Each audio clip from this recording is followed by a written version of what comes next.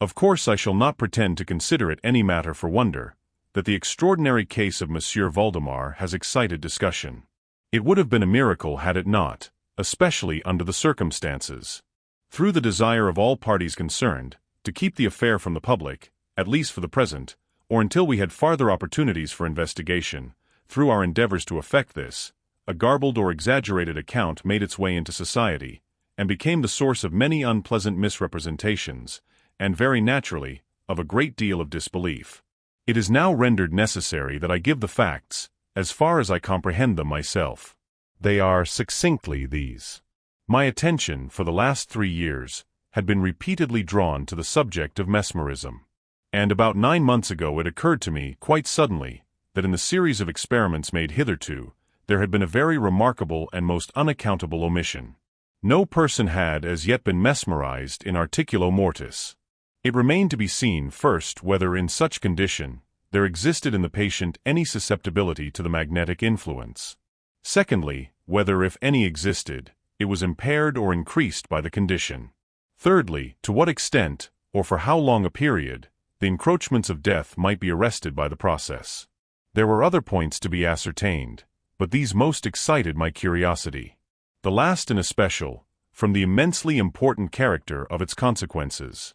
In looking around me for some subject by whose means I might test these particulars, I was brought to think of my friend, Monsieur Ernest Valdemar, the well-known compiler of the Bibliotheca Forensica, and author, under the nom de plume of Issachar Marx, of the Polish versions of Wallenstein and Gargantua. Monsieur Valdemar, who has resided principally at Harlem, New York since the year 1839, is or was particularly noticeable for the extreme spareness of his person, his lower limbs much resembling those of John Randolph, and also for the whiteness of his whiskers, in violent contrast to the blackness of his hair, the latter, in consequence, being very generally mistaken for a wig. His temperament was markedly nervous, and rendered him a good subject for mesmeric experiment. On 2 or 3 occasions I had put him to sleep with little difficulty, but was disappointed in other results which his peculiar constitution had naturally led me to anticipate. His will was at no period positively or thoroughly under my control, and in regard to clairvoyance, I could accomplish with him nothing to be relied upon. I always attributed my failure at these points to the disordered state of his health. For some months previous to my becoming acquainted with him, his physicians had declared him in a confirmed phthisis. It was his custom, indeed, to speak calmly of his approaching dissolution, as of a matter neither to be avoided nor regretted. When the ideas to which I have alluded first occurred to me, it was of course very natural that I should think of Monsieur Valdemar. I knew the steady philosophy of the man too well to apprehend any scruples from him, and he had no relatives in America who would be likely to interfere. I spoke to him frankly upon the subject, and to my surprise, his interest seemed vividly excited. I say to my surprise, for although he had always yielded his person freely to my experiments, he had never before given me any tokens of sympathy with what I did. His disease was of that character which would admit of exact calculation in respect to the epoch of its termination in death, and it was finally arranged between us that he would send for me about 24 hours before the period announced by his physicians as that of his decease. It is now rather more than 7 months since I received, from Monsieur Valdemar himself, the subjoined note. My dear P. You may as well come now. D and F. are agreed that I cannot hold out beyond tomorrow midnight, and I think they have hit the time very nearly. Valdemar. I received this note within half an hour after it was written, and in 15 minutes more I was in the dying man's chamber. I had not seen him for 10 days, and was appalled by the fearful alteration which the brief interval had wrought in him. His face wore a leaden hue. The eyes were utterly lusterless, and the emaciation was so extreme that the skin had been broken through by the cheekbones. His expectoration was excessive. The pulse was barely perceptible. He retained, nevertheless, in a very remarkable manner, both his mental power and a certain degree of physical strength. He spoke with distinctness, took some palliative medicines without aid, and when I entered the room, was occupied in penciling memoranda in a pocketbook. He was propped up in the bed by pillows. Doctors D and F were in attendance. After pressing Valdemar's hand, I took these gentlemen aside, and obtained from them a minute account of the patient's condition. The left lung had been for 18 months in a semi-osseous or cartilaginous state, and was, of course, entirely useless for all purposes of vitality. The right, in its upper portion, was also partially, if not thoroughly, ossified, while the lower region was merely a mass of purulent tubercles, running one into another. Several extensive perforations existed, and at one point, permanent adhesion to the ribs had taken place. These appearances in the right lobe were of comparatively recent date. The ossification had proceeded with very unusual rapidity. No sign of it had been discovered a month before, and the adhesion had only been observed during the 3 previous days. Independently of the phthisis, the patient was suspected of aneurysm of the aorta, but on this point the osseous symptoms rendered an exact diagnosis impossible. It was the opinion of both physicians that Monsieur Valdemar would die about midnight on the morrow Sunday. It was then 7 o'clock on Saturday evening. On quitting the invalid's bedside to hold conversation with myself, Doctors D and F had bidden him a final farewell. It had not been their intention to return, but, at my request, they agreed to look in upon the patient about 10 the next night. When they had gone, I spoke freely with Monsieur Valdemar on the subject of his approaching dissolution, as well as, more particularly, of the experiment proposed. He still professed himself quite willing and even anxious to have it made, and urged me to commence it at once. A male and a female nurse were in attendance. But I did not feel myself altogether at liberty to engage in a task of this character with no more reliable witnesses than these people, in case of sudden accident, might prove. I therefore postponed operations until about 8 the next night, when the arrival of a medical student with whom I had some acquaintance, Mr. Theodore L., relieved me from farther embarrassment. It had been my design originally to wait for the physicians, but I was induced to proceed first by the urgent entreaties of Monsieur Valdemar, and secondly, by my conviction that I had not a moment to lose, as he was evidently sinking fast. Mr. L. was so kind as to accede to my desire that he would take notes of all that occurred, and it is from his memoranda that what I now have to relate is, for the most part, either condensed or copied verbatim.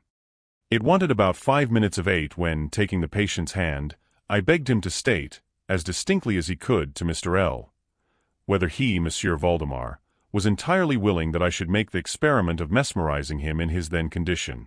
He replied feebly, yet quite audibly, "Yes, I wish to be. I fear you have mesmerized," adding immediately afterwards, "I fear you have deferred it too long." While he spoke thus, I commenced the passes which I had already found most effectual in subduing him. He was evidently influenced with the first lateral stroke of my hand across his forehead. But although I exerted all my powers, no further perceptible effect was induced until some minutes after 10 o'clock, when Doctors D and F called, according to appointment. I explained to them in a few words what I designed, and as they opposed no objection, saying that the patient was already in the death agony, I proceeded without hesitation. Exchanging, however, the lateral passes for downward ones, and directing my gaze entirely into the right eye of the sufferer. By this time his pulse was imperceptible and his breathing was stertorous and at intervals of half a minute. This condition was nearly unaltered for a quarter of an hour. At the expiration of this period, however, a natural although a very deep sigh escaped the bosom of the dying man, and the stertorous breathing ceased. That is to say, its stertorousness was no longer apparent. The intervals were undiminished. The patient's extremities were of an icy coldness. At 5 minutes before 11, I perceived unequivocal signs of the mesmeric influence. The glassy roll of the eye was changed for that expression of uneasy inward examination which is never seen except in cases of sleep-waking, and which it is quite impossible to mistake. With a few rapid lateral passes I made the lids quiver, as in incipient sleep, and with a few more I closed them altogether. I was not satisfied, however, with this, but continued the manipulations vigorously, and with the fullest exertion of the will, until I had completely stiffened the limbs of the slumberer, after placing them in a seemingly easy position. The legs were at full length. The arms were nearly so, and reposed on the bed at a moderate distance from the loin. The head was very slightly elevated. When I had accomplished this, it was fully midnight, and I requested the gentlemen present to examine Monsieur Valdemar's condition. After a few experiments, they admitted him to be in an unusually perfect state of mesmeric trance. The curiosity of both the physicians was greatly excited. Dr. D resolved at once to remain with the patient all night, while Dr. F. took leave with a promise to return at daybreak. Mr. L. and the nurses remained. We left Monsieur Valdemar entirely undisturbed until about 3 o'clock in the morning, when I approached him and found him in precisely the same condition as when Dr. F. went away. That is to say, he lay in the same position. The pulse was imperceptible. The breathing was gentle, scarcely noticeable, unless through the application of a mirror to the lips. The eyes were closed naturally, and the limbs were as rigid and as cold as marble. Still, the general appearance was certainly not that of death.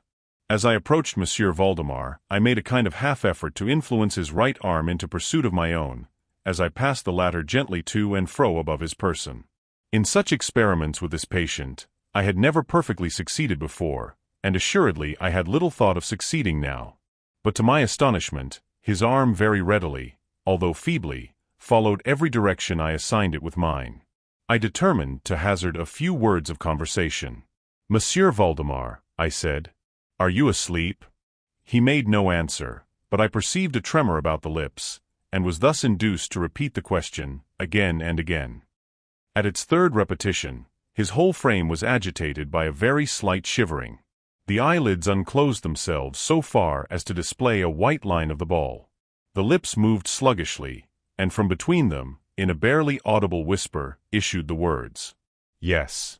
Asleep now. Do not wake me. Let me die so." I here felt the limbs and found them as rigid as ever. The right arm, as before, obeyed the direction of my hand. I questioned the sleep-waker again. "Do you still feel pain in the breast, Monsieur Valdemar?" The answer now was immediate, but even less audible than before. "No pain. I am dying." I did not think it advisable to disturb him farther just then, and nothing more was said or done until the arrival of Dr. F., who came a little before sunrise, and expressed unbounded astonishment at finding the patient still alive.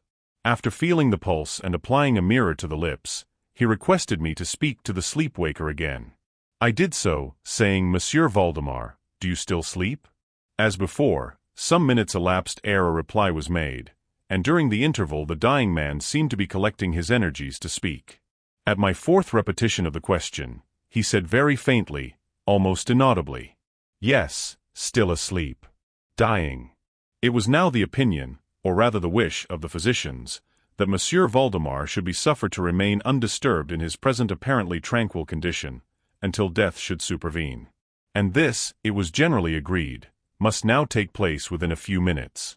I concluded, however, to speak to him once more, and merely repeated my previous question. While I spoke, there came a marked change over the countenance of the sleep-waker. The eyes rolled themselves slowly open, the pupils disappearing upwardly. The skin generally assumed a cadaverous hue, resembling not so much parchment as white paper. And the circular hectic spots which hitherto had been strongly defined in the center of each cheek, went out at once. I use this expression because the suddenness of their departure put me in mind of nothing so much as the extinguishment of a candle by a puff of the breath. The upper lip, at the same time, writhed itself away from the teeth, which it had previously covered completely, while the lower jaw fell with an audible jerk, leaving the mouth widely extended, and disclosing in full view the swollen and blackened tongue.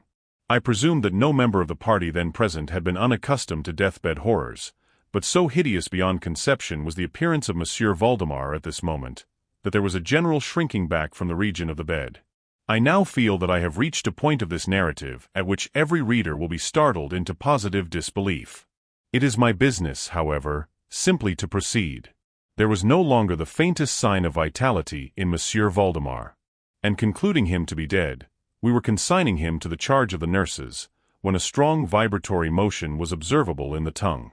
This continued for perhaps a minute. At the expiration of this period, there issued from the distended and motionless jaws a voice, such as it would be madness in me to attempt describing. There are, indeed, 2 or 3 epithets which might be considered as applicable to it in part. I might say, for example, that the sound was harsh, and broken and hollow. But the hideous whole is indescribable, for the simple reason that no similar sounds have ever jarred upon the ear of humanity. There were 2 particulars, nevertheless, which I thought then, and still think, might fairly be stated as characteristic of the intonation, as well adapted to convey some idea of its unearthly peculiarity. In the first place, the voice seemed to reach our ears, at least mine, from a vast distance, or from some deep cavern within the earth. In the second place, it impressed me, I fear indeed, that it will be impossible to make myself comprehended, as gelatinous or glutinous matters impress the sense of touch. I have spoken both of sound and of voice. I mean to say that the sound was one of distinct, of even wonderfully, thrillingly distinct, syllabification. Monsieur Valdemar spoke, obviously in reply to the question I had propounded to him a few minutes before. I had asked him, it will be remembered, if he still slept. He now said, "Yes. No. I have been sleeping. And now I am dead." No person present even affected to deny, or attempted to repress, the unutterable shuddering horror which these few words thus uttered, were so well calculated to convey. Mr. L., the student, swooned. The nurses immediately left the chamber and could not be induced to return. My own impressions I would not pretend to render intelligible to the reader. For nearly an hour, we busied ourselves silently, without the utterance of a word, in endeavors to revive Mr. L. When he came to himself, we addressed ourselves again to an investigation of Monsieur Valdemar's condition. It remained in all respects as I have last described it, with the exception that the mirror no longer afforded evidence of respiration. An attempt to draw blood from the arm failed. I should mention, too, that this limb was no farther subject to my will. I endeavored in vain to make it follow the direction of my hand. The only real indication, indeed, of the mesmeric influence was now found in the vibratory movement of the tongue, whenever I addressed Monsieur Valdemar a question. He seemed to be making an effort to reply, but had no longer sufficient volition. To queries put to him by any other person than myself, he seemed utterly insensible, although I endeavored to place each member of the company in mesmeric rapport with him. I believe that I have now related all that is necessary to an understanding of the sleep-waker's state at this epoch. Other nurses were procured, and at 10 o'clock I left the house in company with the two physicians and Mr. L. In the afternoon we all called again to see the patient. His condition remained precisely the same. We had now some discussion as to the propriety and feasibility of awakening him. But we had little difficulty in agreeing that no good purpose would be served by so doing. It was evident that so far death, or what is usually termed death, had been arrested by the mesmeric process. It seemed clear to us all that to awaken M. Valdemar would be merely to ensure his instant, or at least his speedy dissolution. From this period until the close of last week, an interval of nearly 7 months, we continued to make daily calls at Monsieur Valdemar's house, accompanied, now and then, by medical and other friends. All this time the sleeper-waker remained exactly as I have last described him. The nurse's attentions were continual. It was on Friday last that we finally resolved to make the experiment of awakening, or attempting to awaken him. And it is the perhaps unfortunate result of this latter experiment which has given rise to so much discussion in private circles, to so much of what I cannot help thinking unwarranted popular feeling. For the purpose of relieving Monsieur Valdemar from the mesmeric trance, I made use of the customary passes. These, for a time, were unsuccessful. The first indication of revival was afforded by a partial descent of the iris. It was observed, as especially remarkable, that this lowering of the pupil was accompanied by the profuse outflowing of a yellowish ichor, from beneath the lids, of a pungent and highly offensive odor. It was now suggested that I should attempt to influence the patient's arm, as heretofore. I made the attempt and failed. Dr. F. then intimated a desire to have me put a question. I did so as follows. Monsieur Valdemar, can you explain to us what are your feelings or wishes now? There was an instant return of the hectic circles on the cheeks. The tongue quivered, or rather rolled violently in the mouth, although the jaws and lips remained rigid as before, and at length the same hideous voice which I have already described broke forth. For God's sake! Quick, quick! Put me to sleep, or quick, waken me. Quick, I say to you that I am dead. I was thoroughly unnerved, and for an instant remained undecided what to do. At first I made an endeavor to recompose the patient. But failing in this through total abeyance of the will, I retraced my steps and as earnestly struggled to awaken him.